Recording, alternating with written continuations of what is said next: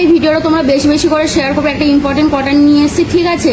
তো আমরা গুজরাটে থাকি, এখান থেকে সবাইকে পুলিশ তুলে নিয়ে গেছে, সবাইকে, আমার চাচাদের, আমাদের যত বাঙালি ছিল সবাইকে তুলে নিয়ে গেছে।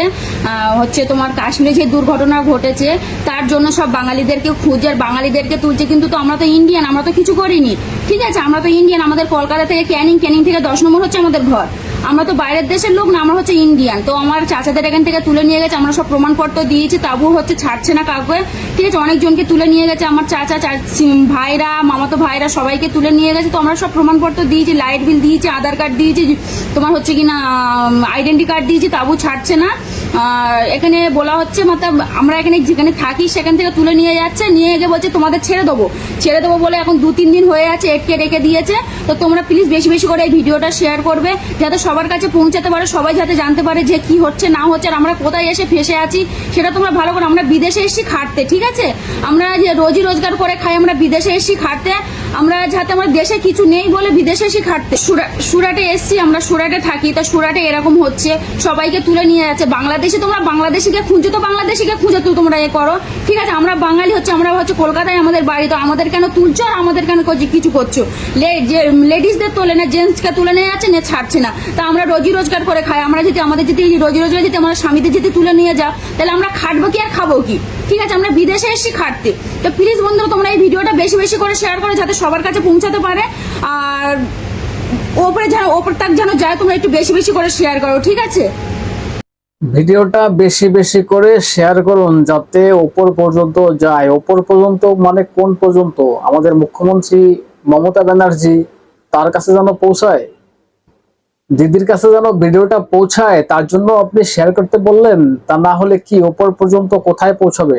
প্রিয় দর্শক, আমি নয়ন রায়, আপনারা দেখছেন হাবড়া টিভি। দর্শক, পাঁচাটার কোনো সুযোগ নেই, পাঁচাটতে আসেনি। অথেন্টিক পিওর বাস্তব রিয়েল কথাটা বলতে এসেছি, যেটা সত্য সেটাকে স্বীকার করতে হবে, অন্যায়ের বিরুদ্ধে প্রতিবাদ করতে হবে। অন্যায়ের বিরুদ্ধে আমাদের প্রতিবাদ চলছে, চলবে। তবে আপনাদের বলে রাখি, চ্যানেলটাকে সাবস্ক্রাইব করে পাশে থাকুন, সঙ্গে থাকুন এবং ভিডিওতে একটা লাইক করে কমেন্টস করে আপনাদের গুরুত্বপূর্ণ মতামত জানাবেন। দর্শক, এবার পয়েন্টে আসি। গুজরাট এত খারাপ জায়গা, গুজরাটে আপনারা কি করতে গিয়েছেন মুসলিমরা? আমাদের মুখ্যমন্ত্রী বলেন না যে বাংলাকে গুজরাট হতে দেব না, আর সেই গুজরাটে বাংলার মুসলিমরা তারা ওখানে গিয়েছেন, কি করছেন ওখানে? ওখানে নামাজ পড়তে পারছেন? ধর্মটা ঠিক রাখতে পারছেন? ওটা তো মোদির বাড়ি গুজরাটে। দর্শক, গুজরাটে কি হয়েছে আপনারা জানেন? গুজরাটের সুরাট এলাকাতে পুলিশ রেড করেছে, সেখানে প্রায় সুরাটের থেকে 900 কত যেন বাংলাদেশি সন্দেহে তুলে নিয়ে যাওয়া হয়েছে, পুলিশ গ্রেপ্তার করেছে। দেখুন এই যে সেই ভিডিও। এবং আরো অন্য জায়গা থেকে প্রায় 300 মতন, প্রায় 12-1300 মতন বাংলাদেশি সন্দেহ করে তুলে নিয়ে যাওয়া হয়েছে। দেখুন পুরো একদম মানে হচ্ছে একজন মানে একটা ছোটখাটো একটা মিছিল। গুজরাটে এত বাংলাদেশি কোথা থেকে আসলো? আমি সেই বিষয় নিয়ে পরে আসছি, কিন্তু এই যে মহিলা বক্তব্য আপনারা শুনলেন, মহিলা দাবি করছেন আমার বাড়ি কলকাতা। কলকাতা কোথায়? ক্যানিং। কলকাতা ক্যানিং এর দাবি করছেন এই মহিলা, কিন্তু কলকাতা ক্যানিং এর নাম শুনলে আপনাদের মনে হবে যে ওখানে কত বাংলাদেশি ওখানে থাকে। আপনারা তো জানেন, অনেকবার রিপোর্ট প্রকাশ হয়েছে, খবরে এসছে, শিরোনামে এসছে যে ক্যানিং এ বাংলাদেশিদের ছয়লাভ। ইনি দাবি করছেন আমার বাড়ি ক্যানিং এ। এখন ক্যানিং হলেও যে তিনি ভারতীয় এবং ইন্ডিয়ান, তার বাড়ি অরিজিনালি ইন্ডিয়াতে, এটা শিওর না। তা না হলে বলছে আমার ফ্যামিলি সহকারে তুলে নিয়ে যাওয়া হয়েছে, আমরা সব কার্ড দেখিয়েছি, ডকুমেন্টস দেখিয়েছি, আমাদেরকে ছাড়ছে না। সব থেকে বড় কথা বলছেন আমরা এখানে কাজের জন্য এসেছি। কাজের জন্য গুজরাটে গিয়েছেন কি করতে? বাংলায় কাজ নেই, এটা পরিষ্কার করে বলতে পারতেন মুখ্যমন্ত্রীকে উদ্দেশ্য করে, যে বাংলায় কাজ নেই তাই আমরা গুজরাটে এসে কাজ করছি, আমাদের সংসার তো চালাতে হবে, ফ্যামিলি তো চালাতে হবে, তাই গুজরাটে এসে সংসার চালাচ্ছি।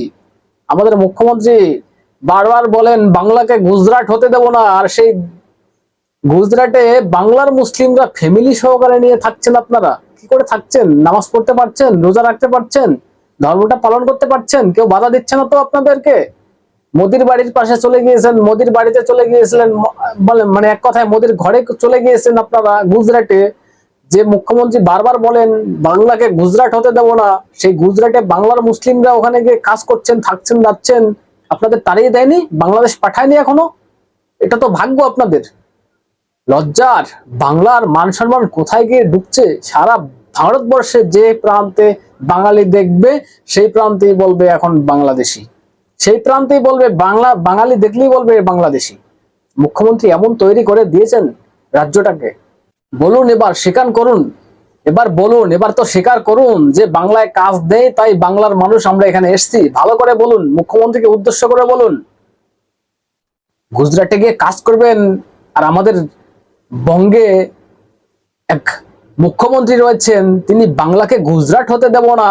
বাংলার কি পরিস্থিতি একবার জানান। আমার ধারণা মুখ্যমন্ত্রী তো খচে যাবেন আপনাদের উপরে, যে কাজ নেই বলছেন বাংলাতে। মুখ্যমন্ত্রী বলার চেষ্টা করে বাংলাটা হচ্ছে কাজের জায়গা, আর সেই বাংলায় আপনি বলছেন কাজ নেই। গুজরাটে গিয়ে কাজ করছেন, আপনি তো মোদির লোক। মুখ্যমন্ত্রী তো আপনাকে দাগিয়ে দেবে, ও আমার লোক না, ও মোদির লোক। দর্শক, ভাবতে হবে বাংলাদেশিদের। দেখুন, কয়েকদিন আগে পুলিশ রেড করছে, এত বাংলাদেশি ওখানে কি করে গেল? পুলিশ চেক করছে। ইনি বললেন, মহিলা, যে আমরা ডকুমেন্টস দেখিয়েছি তারপর আমাদেরকে ছাড়ছে না। পুলিশ ক্রস চেক করছে বারবার যে আসলে কি এরা ভারতীয় না বাংলাদেশি। কারণ এই বঙ্গে কত বাংলাদেশি আছে, গুজরাটে যদি অতগুলো হতে পারে একটা এলাকাতে, আর এই বঙ্গে কত কোটি, এই বঙ্গে কত কোটি আছে। মুখ্যমন্ত্রী একবার চেক দিন না, একবার রেডটা করুন না।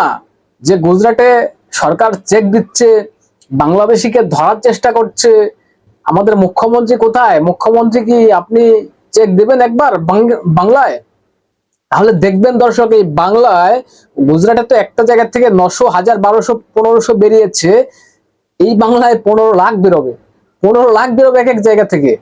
মুখ্যমন্ত্রী কি চেকটা দিবেন? দিবেন না, কারণ তার ফায়দা আছে।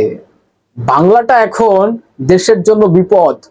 এই বাংলাটা দেশের জন্য এখন বিপদ। যেভাবে বাংলা দিয়ে এই যে যারা দেখছেন, যাদেরকে, এরা কোথা দিয়ে ঢুকেছে? 100% বাংলা দিয়ে ঢুকেছে। এবং দেখবেন এদের কাছে ডকুমেন্টসও আছে, বাংলার ডকুমেন্টসও পাবেন। ডকুমেন্টস করে তারা চলে গিয়েছে।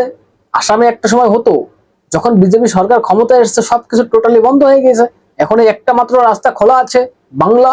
সেখান দিয়ে ঢোকো আর ভারতবর্ষের যে বিভিন্ন প্রান্তে পৌঁছে যাও, ছড়িয়ে যাও। আপনারা বারবার দেখেছেন, ভিডিও দেখিয়েছি আপনাদের, রোহিঙ্গা ধরা হয়েছে, মুসলিমদের কতবার ধরা হয়েছে। এই বাংলায় মুখ্যমন্ত্রী চেক দেবেন না, কারণ তার ভোট ব্যাংক, তার ভোট ব্যাংক হিসাবে এগুলোকে ব্যবহার করছেন আর দেশের সর্বনাশ করছেন। দর্শক, কি বলবেন? আপনাদের গুরুত্বপূর্ণ মতামত জানাবেন কমেন্টস করে, এবং নজর রাখবেন হাবড়া টিভিতে। চ্যানেলটাকে সাবস্ক্রাইব করে পাশে থাকবেন, সঙ্গে থাকবেন।